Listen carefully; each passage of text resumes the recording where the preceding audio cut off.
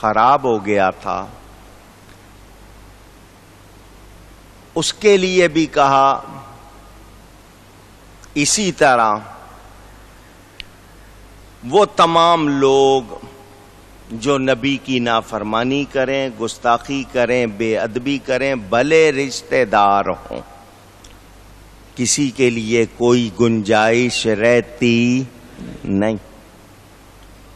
رشتہ ناتا اسی کا محترم ہوگا، اسی کا گردانا جائے گا جو اللہ اور اس کے رسول کے پابند ہوں گے۔ ابو جہل رشتہ دار بنتا تھا، ابو لہب تو تھا رشتہ دار، ان کا رشتہ کوئی فائدے پہنچا ان کو رشتے سے؟ پوچھ رہا ہوں، نہیں، کیونکہ ایمان نہیں ہے تو پھر رشتے کا کوئی فائدہ نہیں۔ آپ کی اولاد ہو، ایمان والے نہیں ہیں تو کوئی فائدہ نہیں ہے۔ یاد رکھنا، آپ کہیں گے میرا خون ہے مگر ایمان نہیں ہے تو پھر کوئی فائدہ نہیں۔ قیامت کے دن نیک اولاد کو نیک ماں باپ سے ملا دیا جائے گا، جنت میں ان کو جمع کر دیا جائے گا۔ شرط کیا ہے؟ ایمان اور نیکی۔ یہاں سے آپ یہ مسئلہ اچھی طرح جان لیں۔ آیا ہے تو میں اتنے جملے آپ کو پھر سنانا چاہ رہا ہوں۔ بیٹا نبی کا ہو اور خراب ہو جائے تو کیا باپ پر الزام آئے گا؟ پوچھ رہا ہوں آپ سے۔ ہاں، باپ غلط سکھائے، باپ کی تربیت تعلیم غلط ہو تو الزام باپ پر آئے گا۔ ماں باپ پر الزام کب آئے گا؟ وہ غلط سکھائیں، جھوٹ بولنا سکھائیں، برائی سکھائیں، گناہ سکھائیں، ایسا کرو تو پھر ماں باپ ذمہ دار ہوں گے۔ ماں باپ نیکی سکھائیں اور اولاد بگڑ جائے تو ماں باپ پر اس کا الزام اونچی نہیں آئے۔ یہ بات میں نے کیوں کی؟ شیعہ لوگ اور وہابی یہ دونوں کربلا کے واقعے کے حوالے سے نامناسب باتیں کرتے ہیں۔ شیعوں کو صحابہ پسند نہیں ہے اور وہابیوں کو اولاد رسول پسند نہیں۔ شیعہ کہتے ہیں حضرت امام حسین کے مقابلے پہ صحابیوں کے بیٹے آئے، یزید بھی صحابی کا بیٹا تھا، عمر بن سعد بھی صحابی کا بیٹا تھا، اور وہابی کہہ دیتے ہیں کہ جی یزید بھی شہزادہ تھا اور امام حسین بھی شہزادے تھے۔ ان کو یہ صاف کہہ دیتے ہیں شہزادوں کی جنگ تھی۔ میں اس حوالے سے بتا دوں، حضرت امیر معاویہ کا بیٹا یزید، حضرت سعد ابن ابی وقاص کا بیٹا عمر بن سعد، یہ بات بالکل درست ہے کہ یزید صحابی کا بیٹا، یہ بات درست ہے کہ عمر جو کربلا میں انچارج بنا کے بھیجا گیا تھا یزیدی لشکر کا سالار، عمر بن سعد صحابی کا بیٹا، مگر ان دونوں کے غلط کرتوتوں کی وجہ سے صحابیوں کے بارے میں کوئی غلط بات کی جا سکتی اونچی، یہ یاد رکھنا۔ صحابیوں کے بارے میں اللہ فرمائے رضی اللہ عنہم ورضوا عنہ، راضی، تو صحابی کے بارے میں جو غلط بات کرے گا وہ اللہ کو ناراض کرے گا یا نہیں کرے گا؟ پوچھ رہا ہوں آپ کو۔ باقی یزید پلید کو شہزادہ کہنے والے ذرا سن لیں، ان کو اگر وہ بہت پیارا ہے، ان کو وہ بہت اچھا لگتا ہے اگر، تو سن لیں، حضرت امام حسین کے شہزادے ہونے کا بیان تو قرآن حدیث میں ہے، اس پلید کا بیان کہاں ہے؟ اس یزید پلید کو شہزادہ کہتے ہو، اس کا بیان کہاں ہے؟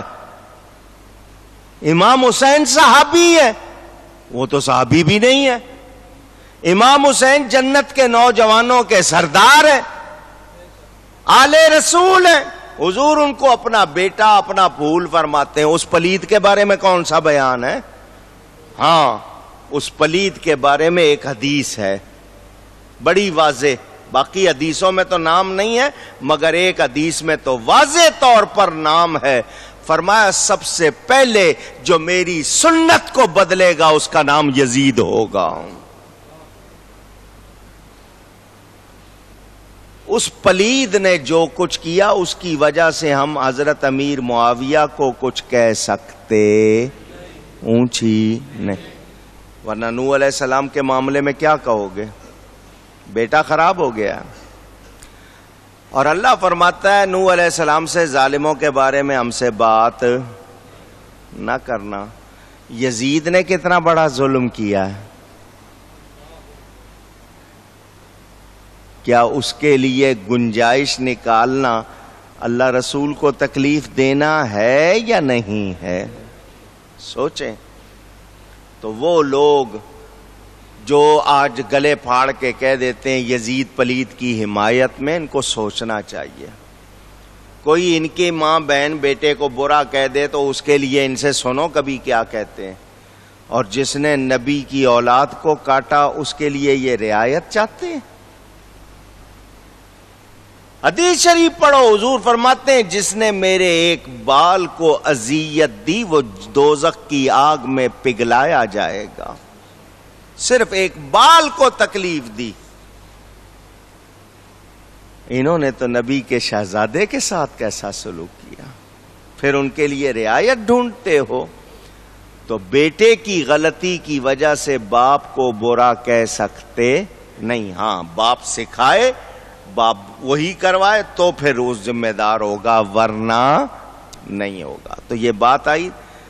حضرت نوح علیہ السلام کشتی بنا رہے ہیں. اللہ نے فرمایا جب ہمارا حکم ہماری طرف سے عذاب آ جائے اور تنور ابلے. لفظ تنور کیا لفظ ہے؟ اردو میں آپ تن دور، وہ دو لفظ ہیں. تن دور یعنی اپنا جسم اس سے تھوڑا دور رکھیں. آگ ہوتی ہے نا اس میں. عربی میں لفظ ہے تن نور، تے نون واو رے، نون پر تشدید ہے. تن نور کہیے گا. روٹیاں پکاتے ہیں نا اس میں، کیا ہوتی ہے اس میں؟ آگ. اللہ فرماتا ہے جب ابلے. یہ ہنسنے والے لوگ کہہ رہے ہیں کشتی بنا رہے ہو پانی کہاں ہے؟ اللہ فرماتا ہے جب تنور ابلے. کیا مطلب؟ آسمان سے تو پانی برستا ہی ہے، تنور جس میں آگ ہوتی ہے اس سے بھی پانی نکلے گا. چنانچہ جب عذاب آیا بارش شروع ہو گئی. ادھر بارش شروع ہوئی ادھر زمین سے پانی نکلنے لگا. پانی پانی پانی پانی پانی. لوگوں نے کہا چھتوں پہ چڑھ جائیں گے، پانی اونچا ہوتا جا رہا ہے. پہاڑوں پہ چڑھ جائیں گے، پانی اونچا ہوتا جا رہا ہے. ساری دنیا غرق ہو گئی. پانی پانی. سوائے اس کشتی کے کچھ بھی بچا. کشتی کو کون بچا رہا تھا؟ اللہ بچا رہا تھا اور اپنے حبیب کی برکت سے بچا رہا تھا. حضرت مولانا عبد الرحمن جامی قدس سرہ السامی بہت بڑے عالم ہوئے ہیں، عاشق رسول. ان کا بڑا مشہور شعر ہے اگر نام محمد را نیا ورد شفیع آدم، نہ آدم یافتے توبہ نہ نو از غرق نجینا. وہ کہتے ہیں اگر نبی پاک صلی اللہ علیہ وسلم کے نام کی برکت نہ ہوتی، اس نام کی مہربانی نہ ہوتی، اس نام کی سفارش نہ ہوتی، نہ حضرت آدم کی توبہ قبول ہوتی، نہ نوح علیہ السلام کی کشتی پار لگتی. اللہ اکبر. یار حضرت آدم علیہ السلام 300 سال روتے رہے، پڑھتے رہے ربنا ظلمنا انفسنا وَإِن لَّمْ تَغْفِرْ لَنَا وَتَرْحَمْنَا لَنَكُونَنَّ مِنَ الْخَاسِرِينَ۔ اے ہمارے رب، بے شک ہم نے اپنی جانوں پر ظلم کیا، اگر تو نے ہمیں معاف نہ کیا، ہمیں نہ بخشا تو ہم گھاٹا پانے والوں میں سے ہو جائیں گے۔ رو رہے ہیں، 300 برس تک روتے رہے۔ قرآن کیا کہتا ہے؟ اللہ نے ان کے دل میں کچھ کلمے ڈالے، فَتَلَقَّى آدَمُ مِن رَبِّهِ كَلِمَاتٍ فَتَابَ عَلَيْهِ۔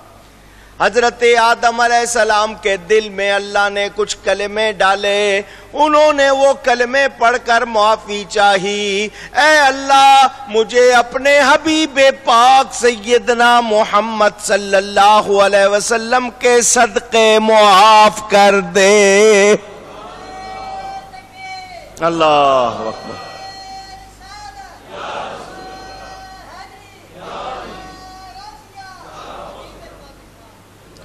اللہ نے فرمایا، اے آدم تو نے ان کو کیسے پہچانا؟ کیسے پہچانا ان کو؟ عرض کی، مولا جب تو نے میرے جسم میں روح پھونکی، میں نے تیرے عرش کو سجدہ کیا، جب سر اٹھایا تو عرش کے پایوں پر ان کا نام تیرے نام کے ساتھ لکھا ہوا دیکھا۔ لا الہ الا اللہ محمد الرسول اللہ صلی اللہ۔ جنت کے ہر درخت پر، ہر پتے پر، حوروں کے ماتھوں پر لکھا ہوا دیکھا، لا الہ الا اللہ محمد الرسول اللہ صلی اللہ علیہ وسلم۔ میں نے جان لیا یہ ضرور تیرے کوئی بہت پیارے ہیں جن کا نام تو نے اپنے نام کے ساتھ ملا کر لکھا ہے۔ اللہ نے فرمایا، آدم تو نے سچ پہچانا، اگر میں انہیں نہ بناتا تو کچھ بھی نہ بناتا، تجھے بھی پیدا نہ کرتا۔ اور سن، دھیان سے سنو، زرقانی اٹھا کے دیکھو، اللہ نے فرمایا، اے آدم تو نے ان کا نام لے کر صرف اپنے لیے معافی چاہی ہے، اگر تو تمام آسمان والوں زمین والوں کے لیے معافی چاہتا ہم سب کو معاف کر دیتے۔ اللہ،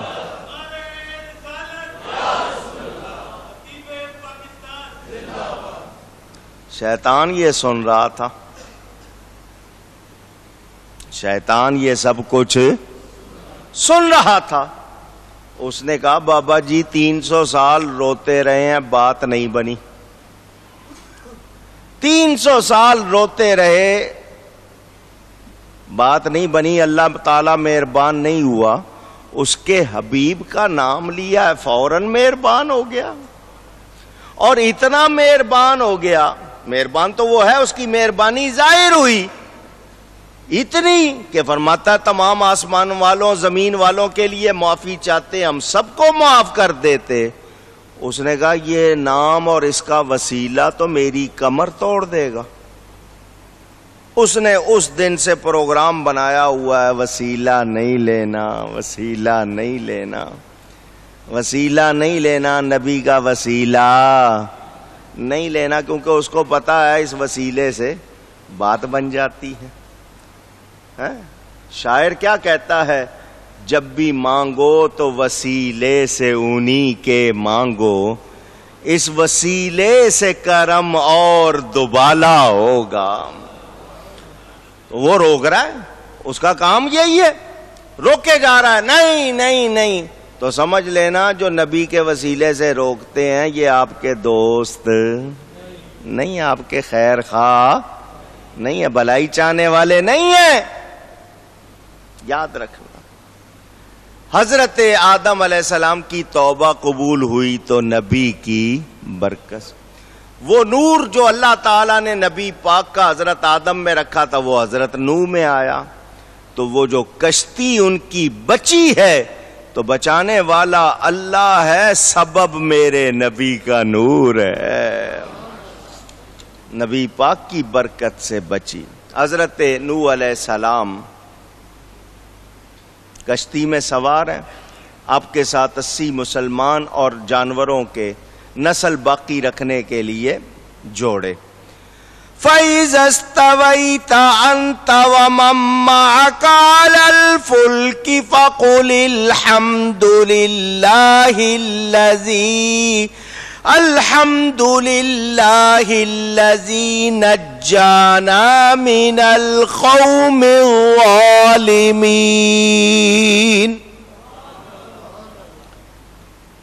کشتی پہ سوار ہو جانا، پھر جب ٹھیک بیٹھ لے کشتی پر، جب تم لوگ بالکل سوار ہو جاؤ کشتی پر ٹھیک ٹھیک، تم اور تمہارے ساتھ والے جو تمہارے ساتھ ہوں، تو کیا کرنا ہے؟ کشتی میں بیٹھ کے رب کی تعریف کرنی ہے. کیا کرنی ہے؟ اونچی. یہ پانی کی وہ موجیں کہ پہاڑوں سے اونچی ہو گئیں، کوئی ان کے سامنے نہیں ٹھہر رہا. ہم کشتی میں محفوظ ہیں تو یہ کشتی نہیں بچا رہی، رب بچا رہا ہے. الحمدللہ الذی، الحمدللہ کے کلمے کو سمجھو. سبحان اللہ، الحمدللہ، لا الہ الا اللہ، اللہ اکبر، یہ کلمے سمجھو. ہم نے ان کلمات کو چھوڑ دیا ہے. آپ کو کوئی کہے آپ بہت اچھے لگ رہے ہیں، آپ کہتے ہیں جی تھینک یو. آپ کی آواز بہت اچھی ہے جی تھینک یو، شکریہ. تو آواز آپ نے بنائی ہے؟ پوچھ رہا ہوں. کوئی آپ کی شکل کی تعریف کر رہا ہے تو آپ نے بنائی ہے؟ اونچی کہو الحمدللہ. کیا کہو؟ ماشاء اللہ، انشاءاللہ، اعوذ باللہ، نعوذ باللہ، تبارک اللہ، جزاک اللہ. ہم نے یہ لفظ ہی سارے چھوڑ دیے.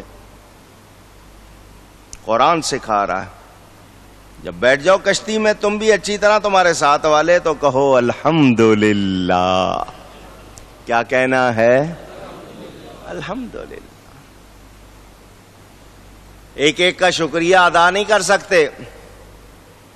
میں نے آپ کو لطیفہ سنایا تھا نا، لطیفے سے مراد نازک بات. وہ بندہ تھا کسی کے گھر میں گیا، اس نے کہا جی کیا پیو گے؟ ٹھنڈا گرم. اس نے کہا گرمی کا موسم ہے، ٹھنڈا پلا دو. اس نے لسی منگوا لی. لسی جانتے ہیں؟ دہی یوگرٹ سے بنائی جاتی ہے. اب تو خیر سب کو ہی پتہ چل گیا، عرب والے لبن کہتے ہیں، وہاں پہ بھی اب ملتی ہے. لسی پینے کے بعد اس کو مزہ آیا، لسی پی، ٹھنڈ پڑی، کہنے لگا جی بہت شکریہ. اس نے کہا میرا کائے کا شکریہ؟ جس نے یہ لسی بنائی ہے اس کا شکریہ کرو. کس نے بنائی ہے؟ جی حلوائی نے. چلیں جی حلوائی کے پاس گئے، جناب بہت شکریہ آپ نے لسی بنائی. اس نے کہا جی میرا کا شکریہ؟ اس کا شکریہ ادا کرو جس نے دہی جمائی ہے. کس نے جمائی ہے؟ بلاؤ جی اس کو. بھائی تیرا بہت شکریہ، تو نے دہی جمائی. اس نے کہا میرا کیا شکریہ؟ وہ جس نے دودھ پہنچایا اس کا شکریہ ادا کرو. جی کس نے پہنچایا؟ گوالے نے. گوالے کو بلایا، گوالے سے کہا. اس نے کہا جی وہ بھینس والے کا، گائے والے کا شکریہ. جی گائے والے کے پاس جانا ہے. اس نے کہا جی چارے والے کا. ایک لمبی لسٹ بنتی جا رہی ہے. پھر اس نے کہا جی جس برتن میں بلوئی گئی ہے اس برتن والے کا، وہ مدھانی جس سے اس کو بلویا گیا ہے اس کا، پھر گلاس والے کا، پیالے والے کا. اس نے کہا ایک لسی کیا پی بیٹھا ہوں، شکریہ ہی ختم نہیں ہو رہے. لائن لگ گئی ہے شکریہ کی، 50 تو ادا کر دیے، ابھی بھی باقی ہے. تو کسی سیانے نے کہا میں تجھے بتاؤں؟ انہوں نے کہا بتا. اس نے کہا تو اس کا شکریہ ادا کرنے سے پہلے کہہ دیتا الحمدللہ. تمام تعریفیں کس کے لیے ہیں؟ سب کا شکریہ ادا ہو جاتا. اس کے بعد اس کو کہتا، سب سے پہلے رب کا شکر کرتا، پھر اس کا کرتا، سب کا ادا ہو جاتا. ہم نے یہ لفظ اب کہنے چھوڑ دیے. پانی پی لیں، کھانا کھا لیں، الحمدللہ نہیں کہتے. شکر کرو. ناشکری کرنے والوں سے نعمتیں چھن جاتی ہیں. نعمتیں. اللہ فرماتا ہے جب بیٹھ لو کشتی میں تم اور تمہارے ساتھ والے تو کیا کہنا؟ الحمدللہ. سب خوبیاں اللہ کی. الذی نجانا من القوم الظالمین، جس نے ہمیں ان ظالموں سے نجات دی۔ کشتی میں بیٹھ کے جب اپنے آپ کو محفوظ کر لو تو ان ظالموں سے جن سے تنگ آئے ہوئے ہو نجات اللہ دے رہا ہے، تو یہی کہنا یا اللہ تیرا شکر، سب تعریفیں تیرے لیے کہ تو نے ان سے نجات دے دی، چھٹکارا دلا دیا۔ کون چھٹکارا دلاتا ہے؟ اونچی اللہ۔ ہمارا بھروسہ کس پہ؟ اپنے آپ کو پہچانو، کر کیا رہے ہو؟ بتا جس کو دیتے ہیں جی اب یہ سنبھالے گا، پولیس سنبھالے گی، فوج سنبھالے گی، فلانا ملک سنبھالے گا، ہتھیار سنبھالیں گے، یہ سنبھالیں گے، کون سنبھالتا ہے؟ اونچی تدبیر اختیار کرنا منع نہیں، ہتھیار رکھنا منع نہیں، بھروسہ کس پہ کرنا ہے؟ اللہ پر۔ نجات کون دلاتا ہے؟ اللہ تعالی دلاتا ہے۔ اس رب کو کسی حال میں بھولنا۔ نبی پاک صلی اللہ علیہ وآلہ وسلم تنہا لیٹے ہوئے تھے، کافر آیا، اس کے پاس تلوار تھی، اس نے کہا نبی اس وقت اکیلے ہیں اور آرام فرما رہے ہیں، میرے ہاتھ میں تلوار ہے، موقع اچھا ہے، میں کام دکھا دوں معاذ اللہ۔ اس نے برا ارادہ کیا، حضور صلی اللہ علیہ وسلم کی آنکھ کھل گئی، وہ کہنے لگا اے محمد صلی اللہ علیہ وسلم میرے ہاتھ میں تلوار دیکھ رہے ہیں؟ فرمایا ہاں۔ کون بچائے گا آپ کو مجھ سے؟ نبی پاک صلی اللہ علیہ وسلم گھبرائے نہیں، ماتھے پہ بل نہیں آئے، آنکھوں میں خوف کے سائے نہیں آئے، مسکراتے ہوئے فرمایا اللہ۔ وہ پوچھ رہا ہے تلوار ننگی لہرا کے کہ اکیلے ہو، اب کون بچائے گا؟ حضور پہ کوئی گھبراہٹ نہیں، کیا فرمایا؟ محبت سے کہیے اللہ۔ ہم محبت سے ایک مرتبہ اللہ پکار لیں، بیڑا پار ہو جائے گا۔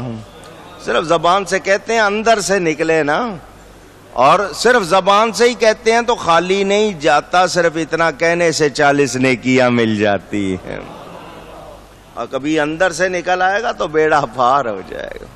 کوئی دل سے پکارے۔